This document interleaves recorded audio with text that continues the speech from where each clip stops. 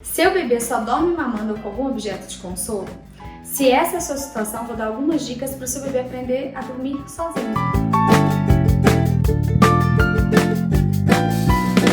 Então, seu bebê só consegue dormir mamando, sugando algum objeto de consolo ou no embalo? Se é esse o caso, sabe o que é normal, gente, é natural. Logo que a gente pega um bebê de qualquer outra pessoa, a primeira coisa que a gente faz é o quê? Embalar ele. Se ele chora, a primeira coisa que a gente pergunta, cadê a chupeta, e coloca a chupeta. É natural, não se sinta culpada, e principalmente nós, quando nos tornamos mães de primeira viagem, então, acabou. A gente tenta todos os artifícios que a gente vê as outras pessoas fazendo, que o nosso instinto fala para fazer, como embalar.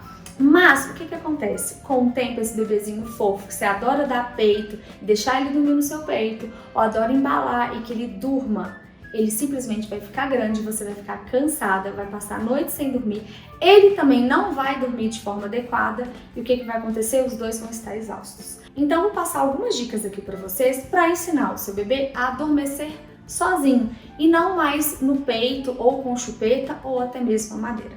O que eu chamo de objeto de consolo? Foi o que eu acabei de falar. São essas três pontas. O objeto de consolo não é uma naninha. A naninha é um objeto afetivo. O objeto de consolo seria a mamadeira, a chupeta ou o peito. Desculpa eu chamar o peito um pouco de objeto, mas é porque quando a criança deixa de mamar e passa a chupetar o nosso peito, fazer ele de chupeta, ele torna um objeto dela. Espero que vocês não me entendam mal.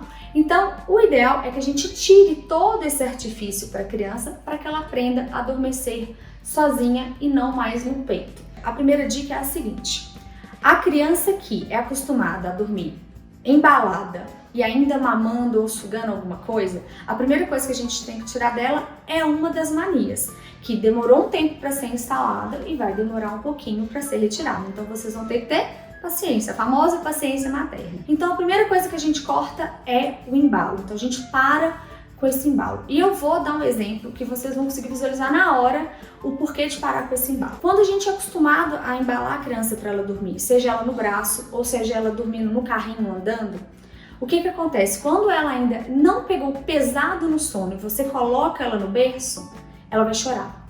Ela vai chorar não porque o berço tem espinho, que é uma coisa que a gente fala muito. Ela vai chorar porque aquele movimento que você estava fazendo, que ela gostava, deixou de existir e ela fica como? Fica chateada.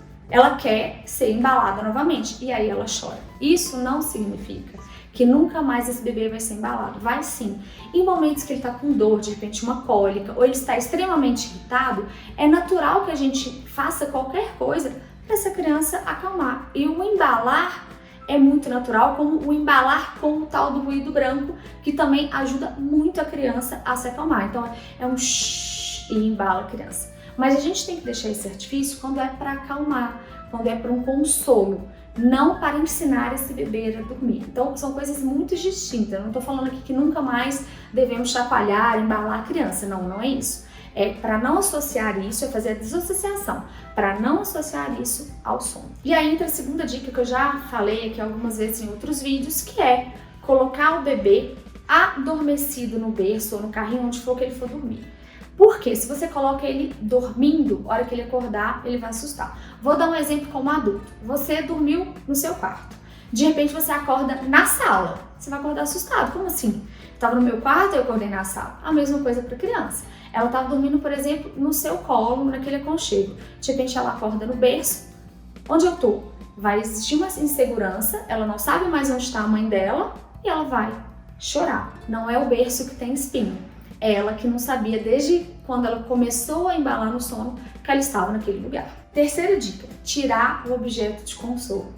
Então, mamães, escutam até o final antes de vocês falarem que isso é impossível, porque é possível sim. Eu vou dar duas dicas como fazer isso. Então, aqui a gente vai tirar aquele objeto de consolo da criança que ela ficava sugando. Então, a mamadeira, o peito da mãe ou a chupeta. De repente, essa criança está mamando e você vê que ela não está fazendo mais aquela sucção que ela fazia no início da mamada. Ela começa a mordiscar o seu peito, ela começa a tremer o lábio, significa dizer que ela já não está se alimentando. Nesse momento que você faz, eu não sei se vocês sabem desse truque, você pega o dedo mindinho, coloca do lado entre o bico do peito e a boca da criança, porque ela solta o seu bico do peito, então ela tira a boca sem te machucar. Nesse momento, você vai pegar e vai segurar o queixo da criança para ela ficar com a boca cerrada ou aqui na boquinha. Ela pode até relutar das primeiras vezes, mas depois ela vai ficar tranquila, eu garanto. Fiz o teste aqui com os meus quando eram pequenos. Através de um exemplo explicar. Sabe aquela criança que você conseguiu acalmar ela quando ela estava com o bico? Né? Porque você imaginar qualquer objeto de sucção, a boca da criança está fechada nesse objeto. Ela adormeceu, dormiu com o bico, com a chupeta, né? E aí você colocou ela para dormir. Quando ela dorme e ela começa a relaxar toda a musculatura do corpo, ela relaxa essa parte aqui, a boca dela abre, a chupeta cai e ela acorda. Por quê? Porque ela estava com o objeto, cadê aquele objeto? Então, naturalmente, ela vai acordar. Então, se a gente ensina a criança a dormir sem esse objeto, segurando a boca dela por aqui ou por aqui, quando ela relaxar toda essa musculatura, ela não vai procurar esse objeto de consolo, ela vai dormir naturalmente. Então, essa é a terceira dica e eu falo que é a dica de ouro. Pode parecer difícil, mas não é só persistir um pouquinho que essa criança vai acostumar a ficar com essa boca fechadinha e dormir. E a quarta dica é sobre o ciclo do sono e distinguir se a criança se o bebê está chorando ou resmungando. O que eu quero dizer com isso?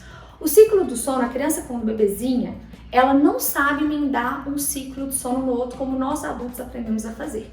Então, a cada ciclo de sono, ela desperta, resmunga, observa aquele mundo ou não que está em volta dela, cada criança é uma, e volta a dormir. Se nós interrompemos esse ciclo, ela nunca vai aprender a emendar um ciclo no outro, e é aquela criança que você fala que acorda de hora em hora. É por isso, porque ela não aprendeu a linkar um ciclo de sono no outro. E aí entra aqui uma questão de ansiedade de mãe, principalmente quando a gente é mãe de primeira viagem, de o bebê fez e a gente tá lá em cima. A gente tem que começar a entender o que é o choro do bebê, o que é o resmungo do bebê. Então acontece, a criança começou a resmungar. Espera, cria um mantra pra você. Eu contava até 100. Tem gente que reza, tem gente que canta uma música mentalmente.